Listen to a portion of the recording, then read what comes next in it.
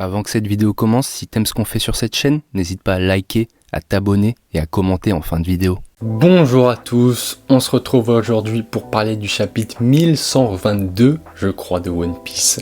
On commence ce chapitre avec la population qui se rend compte que, l'avenir est dans les mains des pirates.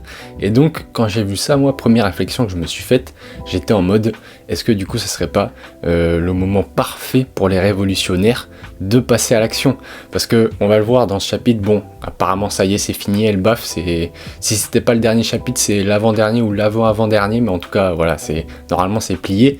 Et donc, il y a ce fameux truc de, apparemment, ça serait Elbaf par la suite, ça serait extrêmement logique, vu que là, on est avec Dory et Brogy, on va sûrement vers Elbaf, il y a eu des leaks, etc.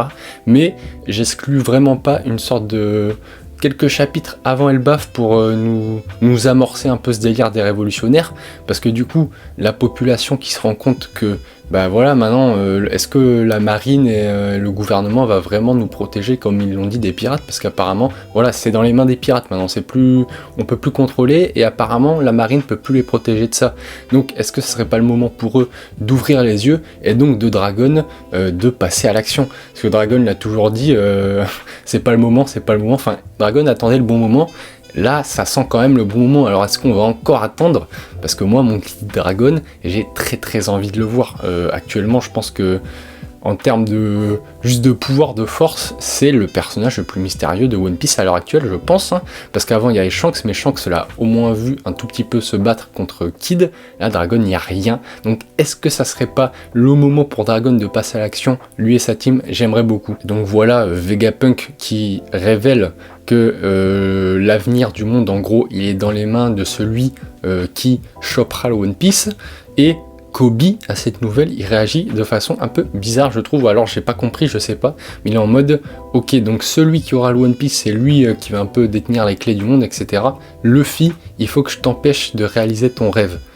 Mais pourquoi Luffy? Enfin, Kobe sait que Luffy n'est pas un être malfaisant. Enfin, c'est pas comme s'il allait choper le One Piece et qu'il allait faire de la merde, vous voyez.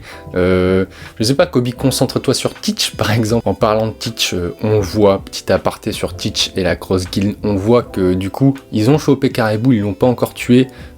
Caribou, du coup, je sais plus sur quoi il a des infos, il me semble que c'est sur les armes antiques, Caribou. Et donc on verra bien ce qu'il en dira. Teach quand même qui est très bien parti dans la course pour le One Piece, j'avais déjà dit dans la dernière review, c'est vraiment un des mecs qui est mieux placé, il a les poneglyphes de l'eau, il a Pudding qui peut les lire, bon elle a pas encore réveillé son pouvoir, là ils ont chopé l'apparence de Saturne, qu'est-ce qu'ils vont en faire? Ils vont avoir les infos de Caribou, voilà, comme le disait Vegapunk, voilà, il y a des mecs qui sont très proches d'avoir le One Piece, c'est eux qui vont un peu diriger le monde, j'ai envie de dire. Là, Teach est très bien placé. Bon, et là, on arrive maintenant au cœur du chapitre. Emmet, c'est son nom au géant de fer. Je sais pas si on l'avait déjà eu, mais là, ils l'ont dit plusieurs fois, donc maintenant, ça y est, c'est imprégné, je l'appellerai Emmet. Ils m'ont eu, Oda m'a eu avec sa petite histoire entre Emmet et Joe Boy, c'était bien foutu parce que c'était pas... On n'en a pas fait des caisses, mais j'ai bien ressenti. Emmet, du coup, tu sens un peu la tristesse, il y a quelques planches où on voit sa tête, c'est un robot mais tu vois qu'il est triste, ça se voit dans les yeux, même si c'est un robot. Il a pris Luffy pour Joe Boy, mais il s'est vite rendu compte que c'était pas lui, quoi.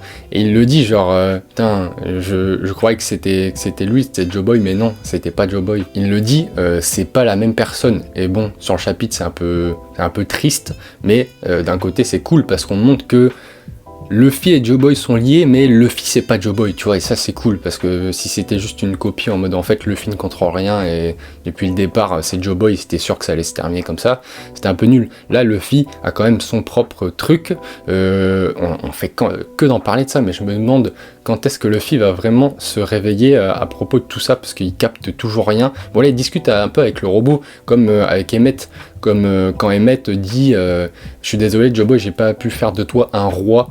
Qu'est-ce qu'il voulait? C'était quel genre de roi qu'il voulait en faire Emmet? Peut-être le roi des Imu, c'est un peu le roi ou la reine, on sait pas trop, des 20 royaumes, j'ai l'impression, c'est un peu le boss. Est-ce qu'à l'ancienne c'était un délire comme ça, un peu Joe Boy, le roi de tous les pays alliés, ou je sais pas, quel roi, on n'en sait rien. Enfin bref, on pourra en retoucher un mot à la fin de ce chapitre, parce qu'on les revoit, c'est les dernières cases, mais est-ce qu'on aura un flashback sur le passé d'il y a 800 ans avec Joe Boy? Pour moi, c'est quasiment, voilà, Oda ne peut pas ne pas le faire. C'est quasi obligatoire, je trouve. C'est tellement intéressant, pardon. On va le voir à la fin du chapitre. On voit Joe Boy, on le voit pas vraiment, mais il y a quand même des trucs intéressants à dire, donc on va en reparler. Et du coup, on y vient. Vraiment le cœur du chapitre. Le haki des rois de Joe Boy. Il avait scellé son haki du coup en Emmett, et le fameux moment, c'était dans l'avant-dernier chapitre il me semble, où Emmett dit ça y est Joe Boy, tu crois que c'est le moment? J'avais dit je m'attendais à une immense dinguerie. C'est une dinguerie, une immense dinguerie. Non, je trouve pas. C'est fou, hein, mais c'est pas le truc auquel je m'attendais. Bon, peut-être que mes attentes étaient trop hautes aussi, mais voilà, il avait scellé son haki des rois en lui, il défait la petite ficelle, et voilà, Joe Boy lui avait dit, ce haki, tu l'utiliseras quand ta vie sera en danger, ou quand la vie de quelqu'un que tu veux protéger sera en danger. Là, bon, c'est plus pour Luffy, hein, parce qu'on le dit, on le voit, Emmett dit ok, mon qui dit Luffy, je te laisserai pas mourir, voilà. Il voit en Luffy, du coup, bah, c'est logique, l'héritier de Joe Boy, un peu, il est en mode, bah, ok, Joe Boy est mort, mais maintenant il est plus là, je vais prendre soin de son héritier, tu vois. C'est pour ça qu'il lâche le haki, et ça fait des dégâts, ça met KO tous les marines, mais il y a des vice-amiraux, ça les met pas KO. C'est un peu dommage. J'aurais bien aimé que ça mette les vice-amiraux KO. Là, on aurait vraiment vu en mode, ok, c'était ce genre de haki des rois, parce que jusqu'à présent, les vice-amiraux, ils ont jamais été mis KO par un haki des rois. Là, il y en avait deux. Il me semble que c'est des vice-amiraux et n'ont jamais été mis KO. Donc voilà, haki des rois de Joe Boy qui reste puissant quand même, parce que c'est lui, depuis le passé, comme il va le dire à Emmett dans le flashback, qui fait dégager les 3 doyens. Ça aussi, je savais pas que Mars était rentré. Il déploie son haki des rois, Joe Boy. Ça fait fuir Vénus... Enfin, tout le monde, sauf Saturne, on va en reparler tout de suite. Il rentre voilà, dans leur casse-bas à Marie-Joie. Mars y était déjà, il les attend tranquilles sur un canapé. Et on voit du coup que les 3 sont renvoyés. Im est en sueur. Donc Im est en sueur, il y en a 3 qui ont été renvoyés. Mais Saturne est toujours sur les lieux, juste en face de Emmett. Il se tient droit devant lui avec son petit bâton là. Alors...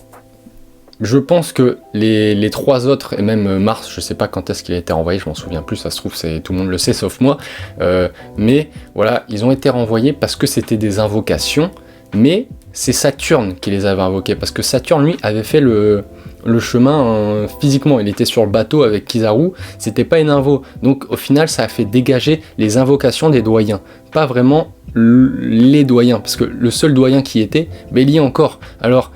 Pourquoi Imu, depuis sa chambre à Maréjoise, elle est en sueur? Est-ce que c'est vraiment des dégâts en mode...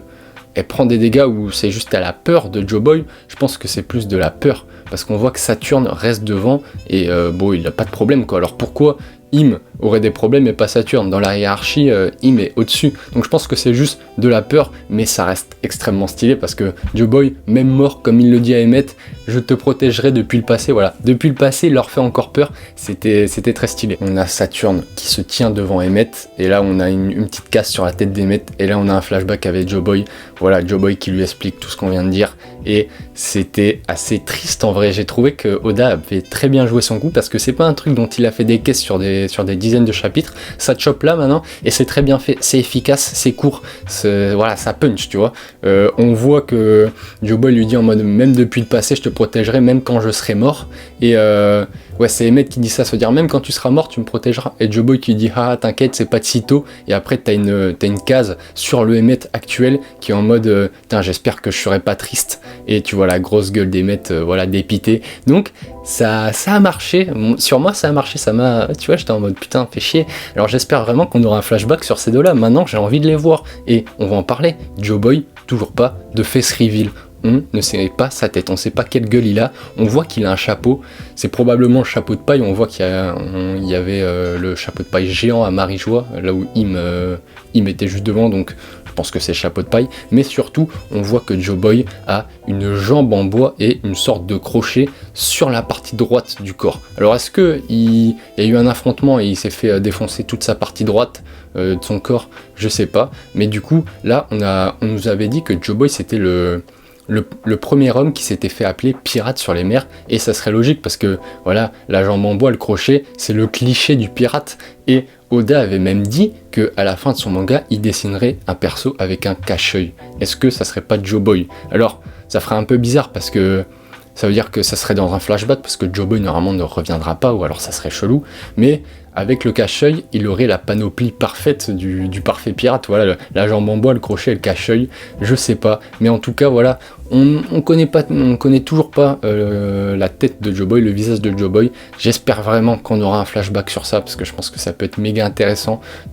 Vegapunk l'avait dit qu'avant, il y a 800 ans, ils étaient beaucoup plus avancés que maintenant technologiquement. Le gouvernement mondial a fait reculer le progrès pour enterrer la vérité.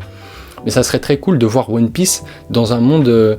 c'est toujours One Piece, mais dans un monde complètement différent, avec des technologies avancées, et voilà, retourner à l'ancienne, voir Joe Boy, Im à l'époque, le conflit qu'il y a eu il y a 800 ans, ça serait incroyable. J'espère vraiment qu'on aura un arc flashback, j'y pense depuis toujours. Dites-moi ce que vous en pensez en coms de ce flashback. Et c'est sur cette fin de chapitre que se conclut potentiellement l'arc Egghead. Bon, je pense que le prochain chapitre, ça sera vraiment la conclusion, en mode on va voir les Mugi partir, mais voilà, grosso modo, on sait que c'est fini. Les doyens ne sont plus là, les Mugi ont quitté l'île, il n'y a plus de menaces, tout le monde est parti. Il y a toujours Saturne, mais je pense qu'il va rien faire maintenant, ses collègues ont été renvoyés, il va pas relancer une invo. Donc fin de l'arc Egghead, incroyable arc. Vraiment, quel banger, quel banger. Vraiment, c'était trop bien parce qu'on s'est un peu éloigné des Mugi, tu vois, on a plus vu le monde en général, on a vu les doyens, on a vu Im, vraiment c'était très très cool cet arc. On l'a lu semaine par semaine, mais je pense que si vous lisez ça en tome d'une seule traite, c'est régalade. Quand vous connaissez pas, je pense que c'est encore plus régalade, mais même quand vous avez déjà lu, quand les tomes sortiront, vous achetez les tomes et vous le refaites d'un coup, je pense que ce sera génial, vraiment.